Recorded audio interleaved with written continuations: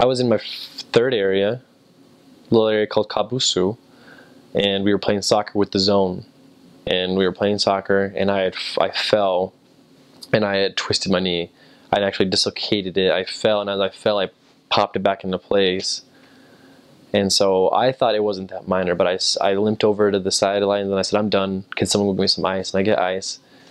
And then it started to swell instantly. And I thought, okay, that's bad, but it'll go down. It'll go away.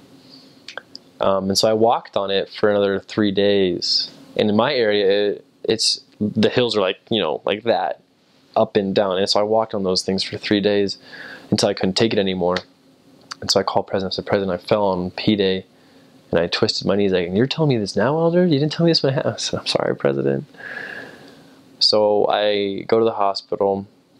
I get an X-ray, and there's no breaking. No bones are broken. And I look at the doctor and I go, great, so I'm okay, right? I don't need anything, no surgery, because the President said if you need surgery, you're going home.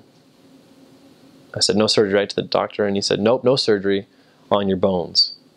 He said, I bet you 9 out of 10 you busted a ligament in there. And that hit me hard, because I had about a year,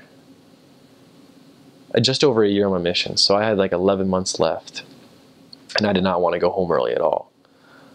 And so the hardest part was I had to stay in like this cardboard cast for 2 weeks. I had to go get an MRI to see if there was ligament tear, and so we got the MRIs, and I couldn't walk while I was on this cast, so I had to stay in bed for 2.5 weeks, and that is just suicide for a missionary. It was the worst 2.5 weeks of my life. And so we get the MRI results back, and I had to send them to a doctor in the United States, and I sent him to my family doctor who had operated on my left knee, not my right knee. And he went through it, and he said, okay, here are the options. You can come home and get surgery on it right now, and that'd be the end of your mission. Or, he said, what I think you are going to do is you get an immobilizer, and you wear that for 8 weeks, no weight bearing, and you can continue your mission. But if you fall and hurt yourself again, you have to come home. And I said, I didn't even hear the first option. I said, okay, we're going with option 2.